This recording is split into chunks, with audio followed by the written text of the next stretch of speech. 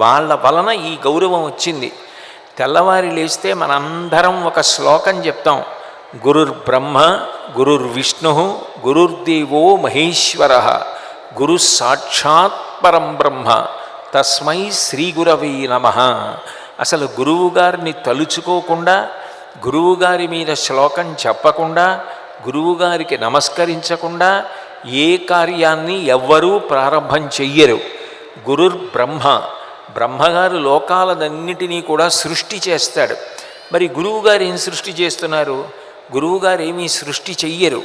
కానీ గురువుగారి గొప్పతనం ఏమిటంటే, అజ్ఞానంతో కొట్టుమిట్టాడుతూ ఈ శరీరమే నేనన్న భావన చేత, నేను నాది అన్న రెండు మాటలతోటే అపూర్వంగా వచ్చినటువంటి మనుష్య జన్మ వృధా చేసుకుంటున్నటువంటి వ్యక్తులకు జ్ఞానబోధ చేసి ఎంతో మంచి మాటలు మాట్లాడుతూ, ఎప్పుడు నోరు విప్పి మాట్లాడినా హితవాక్కులే మాట్లాడుతూ, తద్వారా జ్ఞాన జ్యోతిని వెలిగిస్తాడు. కాబట్టి మొట్టమొదట అసలు ఆ జ్ఞాన జ్యోతిని వెలిగించి జ్ఞానము అన్న మాటకి ప్రాణం పోసి సృష్టి చేశాడు